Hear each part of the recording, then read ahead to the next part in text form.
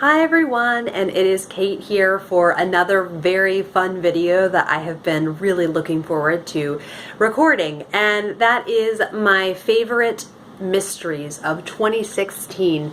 Now I am doing a whole separate video for my favorite mysteries simply because I feel that novels and mysteries are like apples and oranges, and it's just really different. It does not mean, like I gave my whole spiel before, that there is always lesser writing in mysteries. It's just a very different, to me, kind of reading experience. And over the course of 2016, I read 45 mysteries, and I have so many, to choose from, and so I narrowed it down to 1, 2, 3, 4, 5, 6, 7, 8, 9, 10, 11, 12, 13, 14 mysteries. So I think that some people do get the impression from my channel. I think they just listen to certain passing comments. I do not read only cozy mysteries. I read really a mixture. I read a total of 45 mysteries this year, and out of those 45, 23 were more hard-boiled, very literary mysteries, and 22 were the cozies. So I definitely like both of them. So I'd just like to clarify that because I think people get the impression I only read cozies. I like cozies as well, but I just really like having variety in the mysteries that I read. But if cozies are not for you, skip this first part of the video because I'm just going to go through all the cozies in a row so I can save everyone some time. But the very first cozy that I have on the list is Crocodile on the Sandbank by Elizabeth Peters. And this is the very first in the Amelia Peabody series. And I'm putting this one on because I do feel slightly like once you've read one Amelia Peabody, you've read them all. And I think maybe I read too many in quick succession. And Kate and I took a break from the Amelia Peabody series. Kate from the novel Nomad and I, we read mysteries together every single month. She loves mysteries as much as I do. It's awesome. So we read 4 very quickly together, and so we took a break, and in the next couple months we're ready to pick up one. We took like a 3 or 4 month break, so we're starting to, crave that world again. But all to say that I think I was just very enamored with and smitten with this Amelia Peabody world when I first read this first mystery, and it is about Amelia Peabody, who is an Egyptologist and archaeologist, and has declared that, she will be a spinster for the rest of her life, and she's calling herself a spinster because she lives in the 30s, the 20s and the 30s, when it was really very different for a woman to declare that she wanted to be single. And so there's her trip to Egypt, and along the way she meets a woman named Evelyn, and they become really good friends. So that was another element that I really liked. You got to see their friendship. I really love seeing female friendship in books. And then along the way, there is some romance. She meets up with a very headstrong and kind of Darcy-like character of Emerson. And then there is a murder, of course, but just the setting in Egypt and the humor and all of that I really enjoyed. And I am fine. Now that I took a break, I think I'm looking forward to the next one in the series, and we'll see if I have any new favorites. The next cozy on the list is Murder at the Brightwell by Ashley Weaver. And this is the very first in the Amory Ames Cozy Mystery series.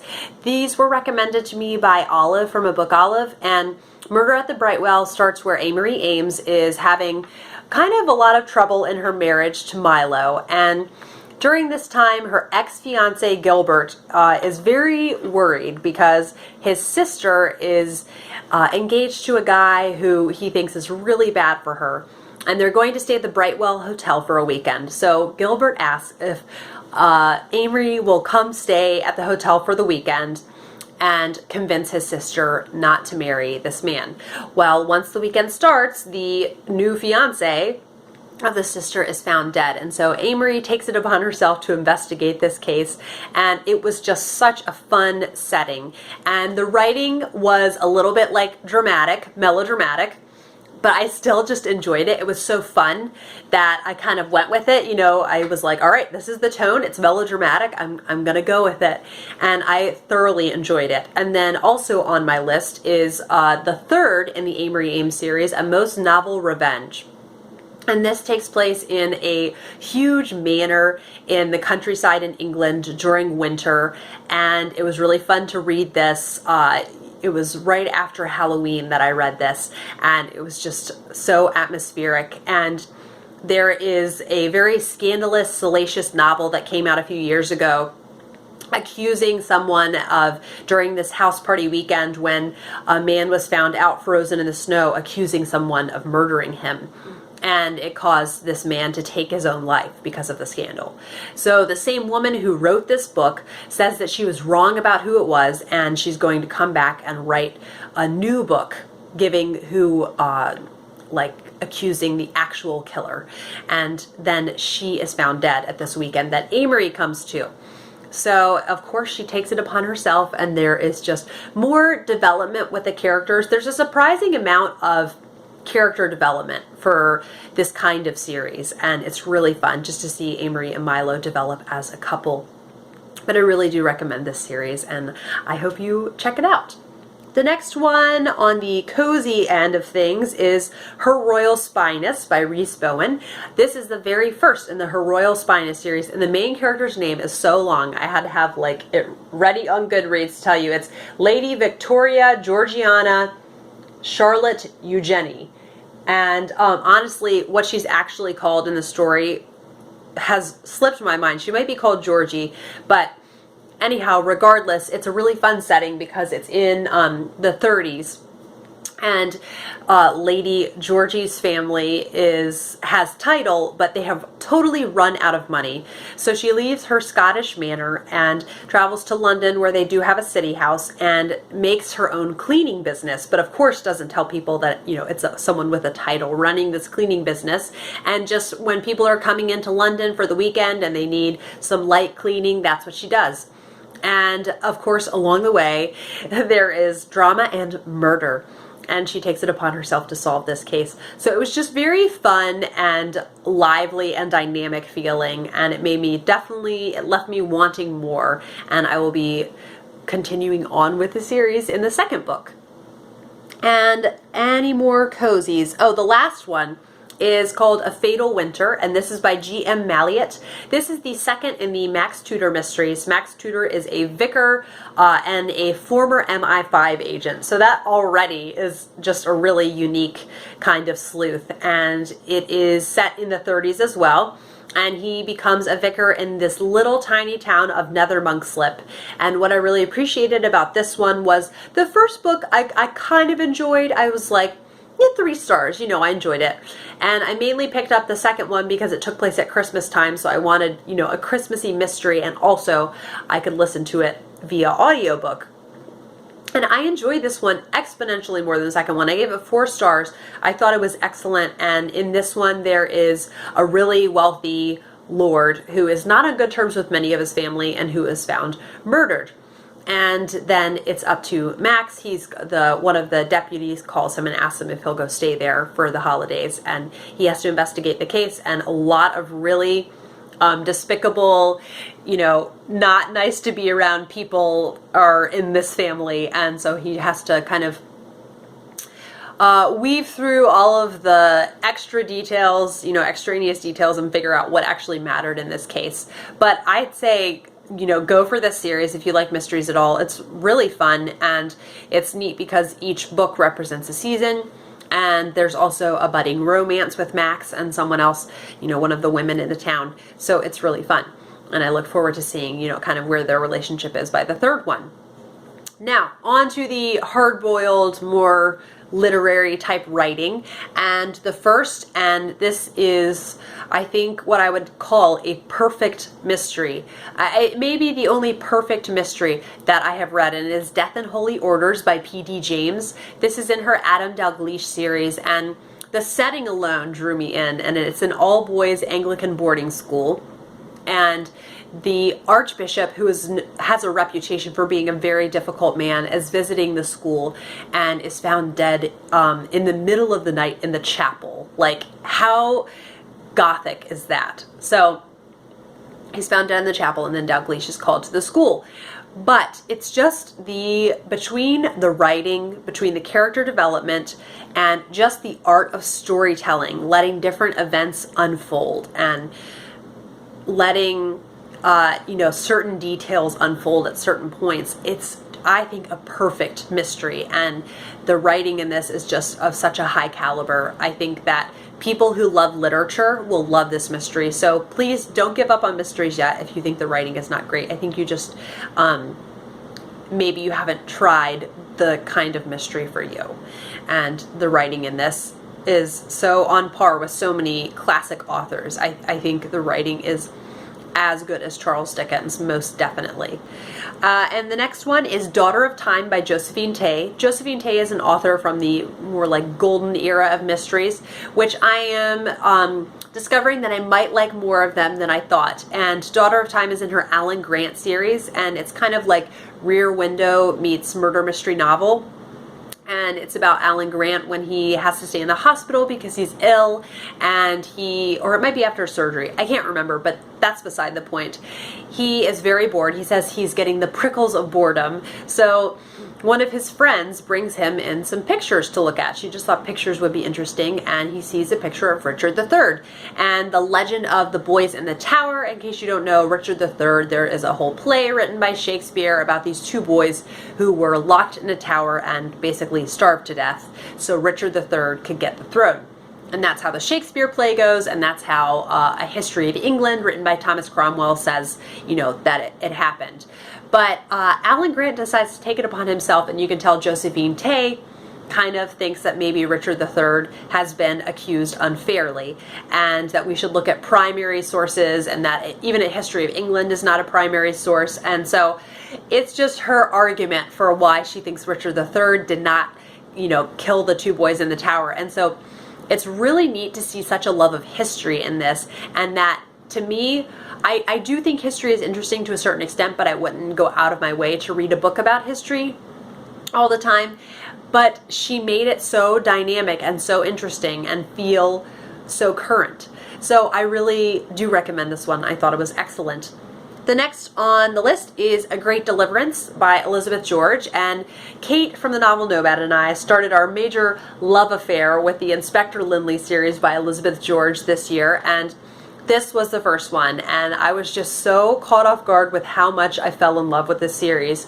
There is an amazing amount of emotional depth in Elizabeth George's writing. I care as much about these characters, Inspector Lynley, Barbara Havers, Helen and Simon St. James, the four main characters. I care as much about them as I do Jane Austen characters. Just like I said, the emotional depth that she has for them. She really knows her characters, and it's really special to see as, you read each sequential book. I'm in the middle of book 4, to see them more fleshed out and to see more of these characters and more of their personalities. And I highly, highly recommend this. A Great Deliverance starts where a girl is standing over the body of the mutilated body of her father, holding a bloody axe and saying, "I did it and I'm not sorry." And Lynley thinks that just seems too, straight to the point. There's got to be more to this. So it's up to him to investigate, and like I said, the character development in this is just superb. And the writing, it feels... the writing is incredible. So I highly recommend it. And then following that up is the third. Is it the third? I get the numbers mixed up. No, I think it's the second one. Sorry, but it's Payment in Blood by Elizabeth George. And this one is really neat because it's very atmospheric in that it takes place at a Scottish manor. And there is a playwright and all of the actors who are going to be in this play on the stage in London. And they are rehearsing and tweaking the play this weekend. And the playwright is found murdered in her bed. And so Lynley comes for the weekend, and there's lots of developments with his relationships, like romantic involvements in this. So it's really neat to see, a very well-crafted mystery, but then also kind of how their personal lives are affected through this. The next two on the list are two Ruth Rendell that I read this year, and they are books 19 and 20 in the Inspector Wexford series.